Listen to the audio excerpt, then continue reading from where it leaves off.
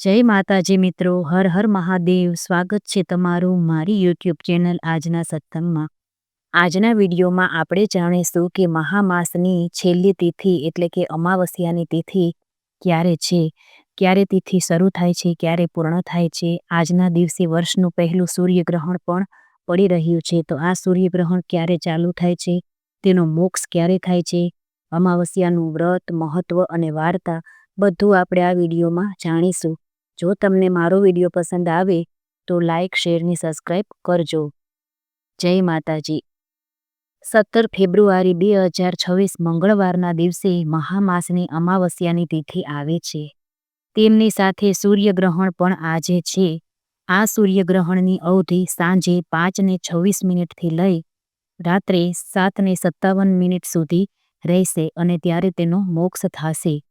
ખગોળીય ઘટના મુજબ જોઈએ તો ભારતમાં આ ગ્રહણ દેખાશે નહીં, પરંતુ અમાવસ્યા છે એટલે પિતૃ કાર્ય માટે તર્પણ, શ્રાદ્ધ, પિંડદાન આદિ ખૂબ જ લાભદાયક મનાય છે.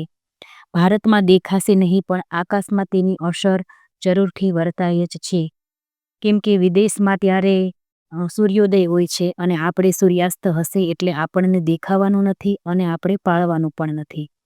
અમાસના દિવસે મહાદેવ અને શાલિગ્રામની તથા તુલસી માતાની પૂજા તથા પિતૃકાર્ય અને પિતૃને ગમતું વૃક્ષ એટલે કે પીપલ વૃક્ષની પણ ખાસ પૂજા થાય છે. આ બધી પૂજા કરવાથી પિતૃદેવતાના પૂર્ણ આશીર્વાદ પ્રાપ્ત થાય છે. સાથે જ આજે સૂર્યગ્રહણ છે તો પિતૃદેવના તમામ કાર્યો અનેક ગણો લાભ આપનારા બનશે. પિતૃદેવતા અર્થે શ્રાદ્ધ, દાન, તર્પણ, જરૂરિયાતમંદને દાન આપવું, પક્ષીઓને દાણાચણ વગેરે તમે આ કરી શકો છો. આ કાર્યો અચૂક જ આજે કરવા જોઈએ. આ સૂર્યગ્રહણ આપણે માટે ખૂબ જ ફળદાયી નીવડે, કેમ કે આજે એક સારું કાર્ય કરેલું જે અનેક ગણું ફળ આપી જાય છે. તો આજે ખાસ આખો દિવસ પ્રભુ ભજનમાં જ વ્યતીત કરવો જોઈએ. આ અમાવસ્યાની સાથે એક વાર્તા પણ જોડાયેલી છે, તે વાર્તા આપણે સાંભળીએ. અમાવસ્યાની વ્રત કથા. વ્રતની વિધિ જોઈએ તો કોઈ પણ મહિનાની અમાસે આવતી હોય ત્યારે અમાસનું આ વ્રત કરવાનું હોય છે. આ વ્રત શ્રાવણ મહિનાની અમાસે પણ કરી શકાય છે. વ્રત કરનારી સવારે વહેલા ઉઠી મૌન રહીને સ્નાન કરવું, ત્યારબાદ ઘીનો દીવો કરી ભગવાન શિવ તથા વિષ્ણુની પૂજા કરવી. પછી 108 ફળ પીપળા સમક્ષ મૂકીને 108 વખત પીપળાની પ્રદક્ષિણા કરવી જોઈએ. ત્યારબાદ એ ફળ બ્રાહ્મણને દાનમાં આપી દેવા જોઈએ. એ દિવસે એકટાણું કરવું અને સાંજે ઉપવાસ છોડવો. આ વ્રત કરવાથી સુખ, સંપત્તિ અને સમૃદ્ધિ વધે છે તથા માનવી દીર્ઘાયુષ્ય પ્રાપ્ત કરે છે અને ઉત્તમ સંતતિ પ્રાપ્ત કરે છે. સોમવતી અમાવસ્યા હોય તો પણ આ જ વિધિ હોય છે મિત્રો. હવે સાંભળીએ આપણે વ્રત કથા. એક મોટા નગરમાં એક બ્રાહ્મણ રહે. તેને 7 દીકરા અને 1 દીકરી હતી.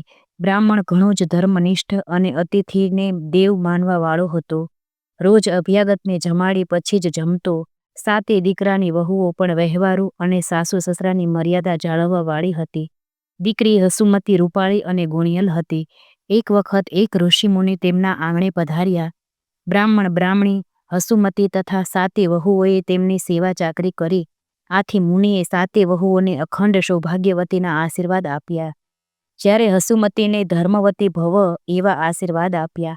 આથી બ્રાહ્મણીને અચરજ થયું અને તેણે 2 હાથ જોડીને કહ્યું કે મુનિ, આનું કારણ શું? ત્યારે મુનિએ કહ્યું કે દીકરીના ભાગ્યમાં વૈધવ્ય લખાયેલું છે. સપ્તપદીના સમયે જ તેના પતિનું મૃત્યુ થશે. આ સાંભળી મા દીકરી અપાર દુઃખમાં ડૂબી ગયા. તેમણે મુનિને આ સંકટનું નિવારણ જણાવવા વિનંતી કરી. ત્યારે મુનિ બોલ્યા, વિધિના લેખને ટાળવાનો કોઈ જ ઉપાય નથી, પરંતુ જો તમે સિંહળ દ્વીપમાં રહેતી મેના ધોબણને લગ્ન સમયે હાજર રાખો તો તેના પુણ્ય બળે દીકરીનું વૈધવ્ય ટળશે. ત્યારબાદ મુનિ ચાલ્યા ગયા. અહીં સર્વે વિચારમાં પડી ગયા કે પહાડો, જંગલો અને સમંદર ઓળંગીને સિંહળ દ્વીપ પહોંચવું કઈ રીતે. કોઈ ભાઈ જીવનું જોખમ લેવા તૈયાર ના થયો. ત્યારે નાનો ભાઈ સુભટ બહેન સાથે જવા તૈયાર થયો. ગીચ જંગલો, પહાડીને ઓળંગતા અને સતત પ્રભુના નામનો જપ કરતા તે સમંદર કિનારે એક મોટા વૃક્ષ પાસે આવ્યા.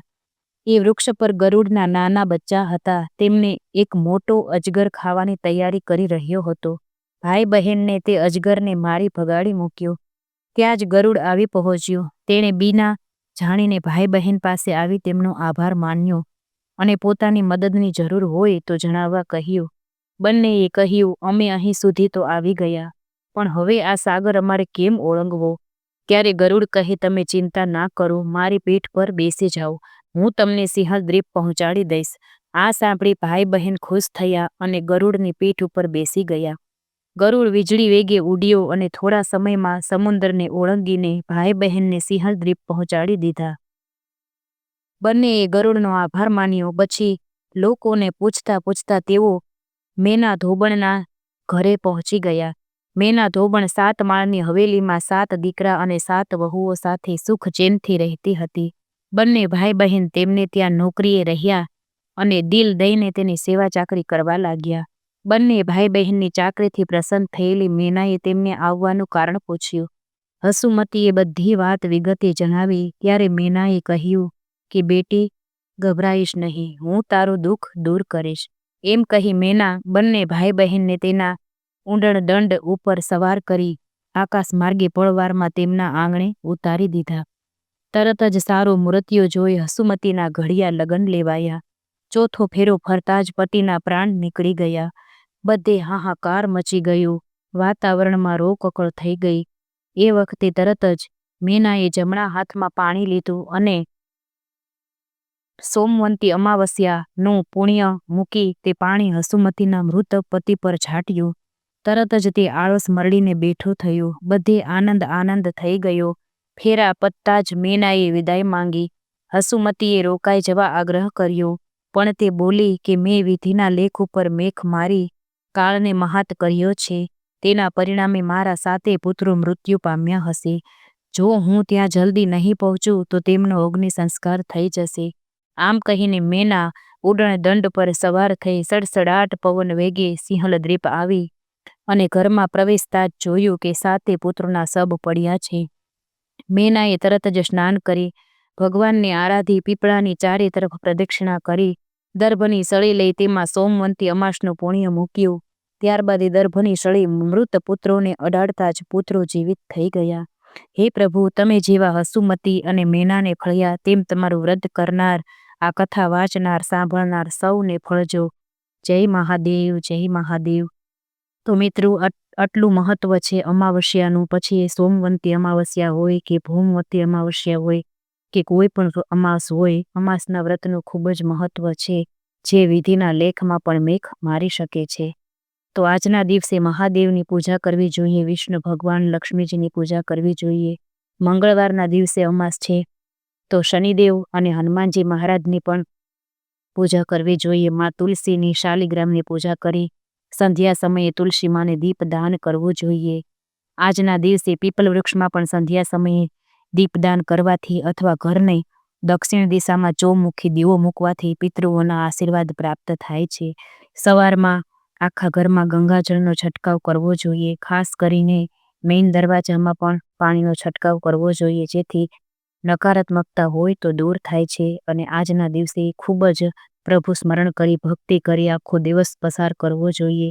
અને ખાસ તો આજે સૂર્યગ્રહણ છે, તો જેટલું બને તેટલું સૂર્યગ્રહણનો જે અવધિનો અને મોક્ષનો ગાળો છે તે ગાળામાં તમને જે ઠીક લાગે એ તમને જે પ્રિય હોય તે મંત્રનો જાપ કરવાથી અનેક ગણું ફળ પ્રાપ્ત થાય છે. તો આજના દિવસનો લાવો લેજો અને પ્રભુ ભક્તિમાં સમય પસાર કરજો. જય માતાજી.